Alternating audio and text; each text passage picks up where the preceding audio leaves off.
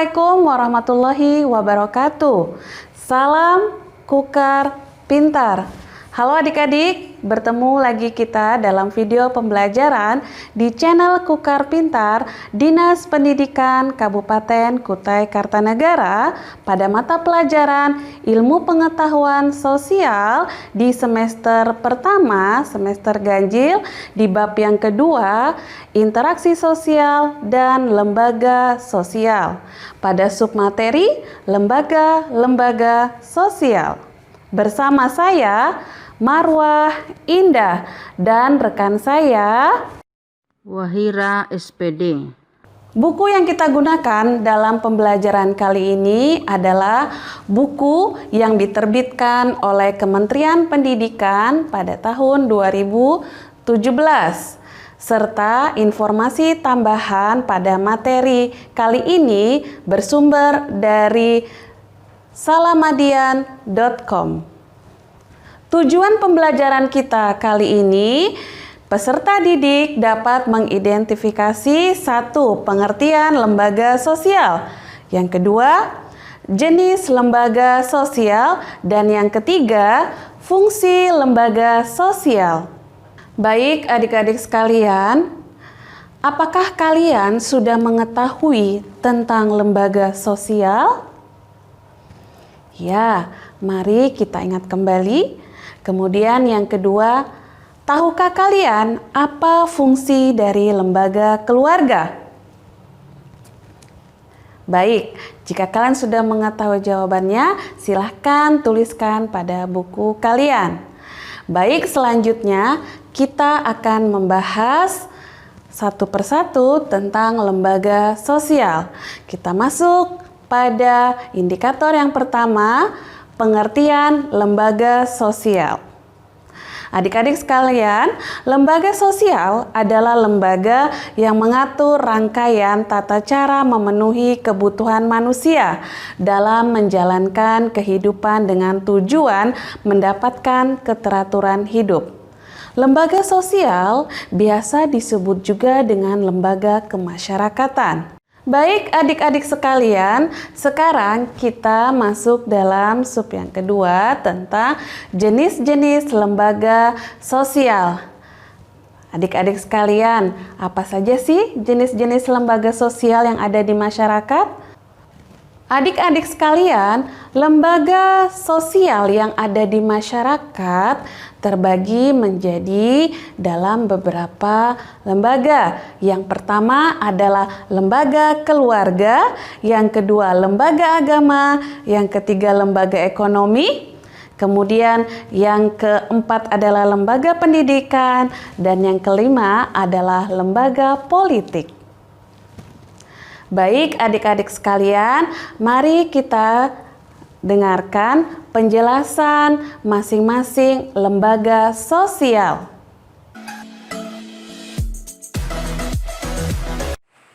Lembaga sosial ada 5 jenis. Yang pertama, lembaga keluarga. Lembaga sosial yang pertama adalah lembaga keluarga yang terdiri dari keluarga inti, ada ayah, ibu, dan anak-anak. Ayah dalam hal ini bertugas sebagai kepala dari lembaga keluarga tersebut. Sedangkan ibu merangkap tugas sebagai sekretaris, bendahara, dan wakil kepala dengan anak-anak sebagai anggotanya. Lembaga keluarga adalah lembaga sosial pertama yang akan dimasuki setiap orang sejak lahir. Oleh karena itu, suksesnya seseorang itu juga dilihat dari lembaga keluarganya. Yang kedua, lembaga agama. Lembaga ini adalah lembaga yang berkaitan dengan agama tertentu dan anggotanya memiliki keyakinan terhadap agama yang sama. Di dalamnya, para anggotanya bisa berbagi ilmu dan melakukan kegiatan bersama yang bermanfaat atas nama keyakinannya. Dengan adanya lembaga agama ini juga bertujuan untuk mempererat persatuan bagi umat beragama. Yang ketiga, lembaga pendidikan. Lembaga ini adalah lembaga yang berorientasi pada pendidikan, tempat belajar dan mengajar, di mana anggotanya bisa belajar untuk menjadi lebih baik lagi dalam satu bidang. Dengan adanya interaksi dari para anggotanya, juga kemudian membuat anggota yang tergabung dalam lembaga pendidikan itu bisa menjadi lebih baik lagi. Yang keempat, lembaga ekonomi. Lembaga ekonomi adalah lembaga dalam masyarakat yang berkaitan dengan masalah ekonomi dan memiliki tujuan agar kebutuhan ekonomi dalam masyarakat bisa terpenuhi dengan baik. Lembaga ekonomi ini juga tentunya menjadi pedoman dan solusi untuk menjaga kehidupan ekonomi masyarakat tetap stabil. Dan yang terakhir, lembaga politik. Lembaga politik merupakan suatu lembaga yang mengatur pelaksanaan dan wewenang yang menyangkut kepentingan masyarakat agar tercapai suatu keteraturan dan tata tertib kehidupan bermasyarakat. Lembaga politik juga membantu masyarakat dalam berbagai hal dan menjadi tempat berkumpulnya orang-orang yang memiliki visi dan misi yang sama dalam hal politik. Baik adik-adik sekalian, sekarang kita masuk pada fungsi lembaga sosial. Sebelum kita masuk pada fungsi perlembaga sosial, kita bahas dulu fungsi lembaga sosial secara umum.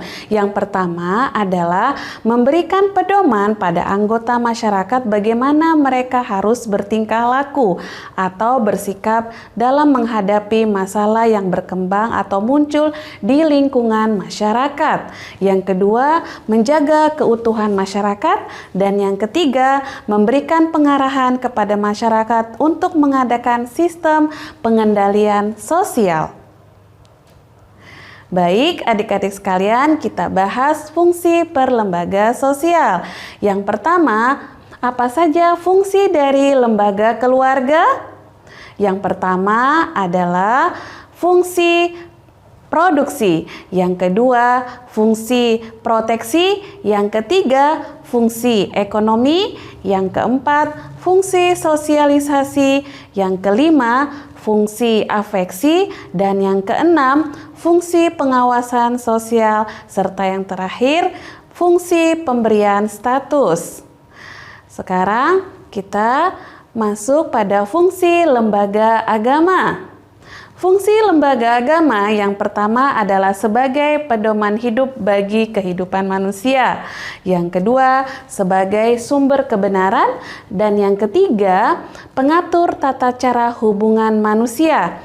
Yang keempat, tuntunan prinsip benar atau salah. Yang kelima, pedoman pengungkapan perasaan.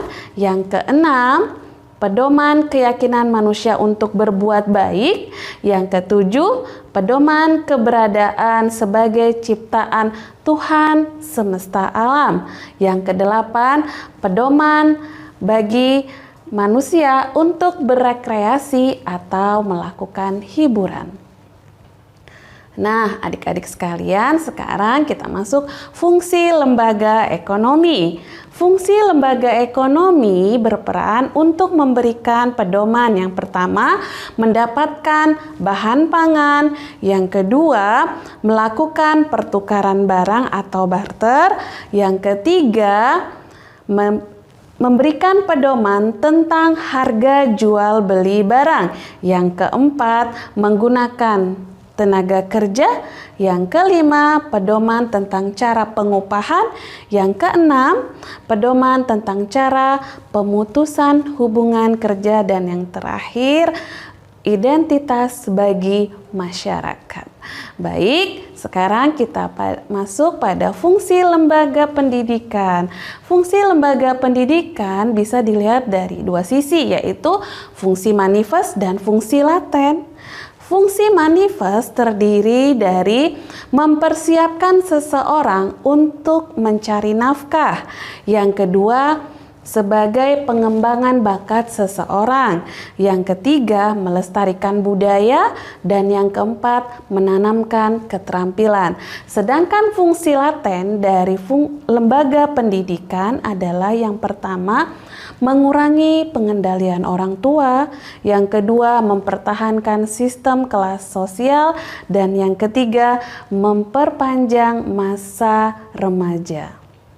Nah, adik-adik sekalian, kita masuk pada materi yang terakhir ya, yaitu fungsi dari lembaga politik, yaitu yang pertama, memelihara ketertiban di dalam negeri, kemudian yang kedua, mengusahakan untuk kesejahteraan umum.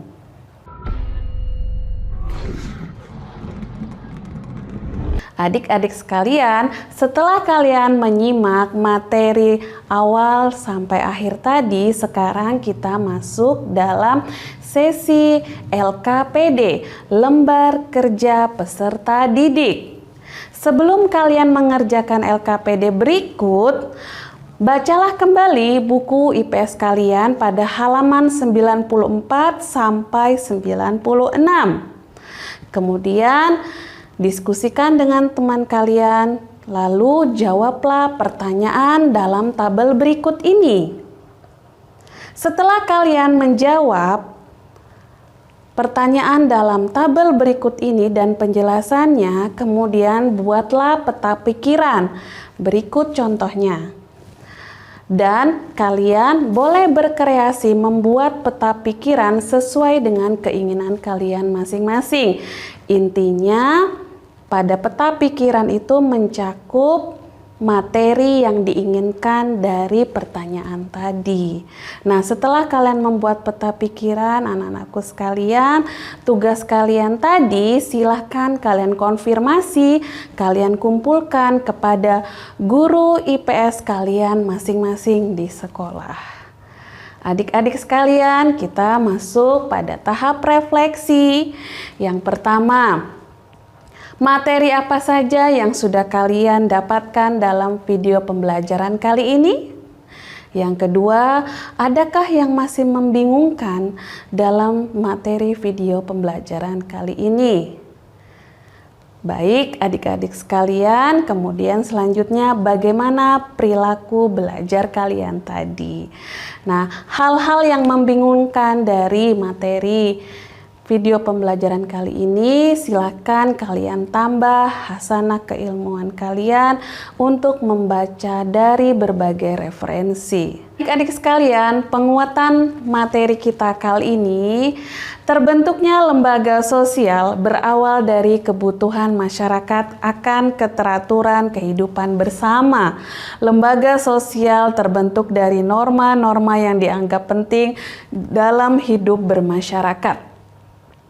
Terbentuknya lembaga sosial berawal dari individu sebagai makhluk sosial yang tidak dapat hidup dengan sendirinya. Dan untuk memenuhi kebutuhan dasar mereka diperlukan norma yang mengatur manusia untuk saling berinteraksi dalam kehidupan mereka sehari-hari. Norma memberitahu kepada mereka untuk berperilaku yang benar atau salah. Baik adik-adik sekalian, mengakhiri video pembelajaran kita kali ini, Ibu tutup dengan kalimat motivasi.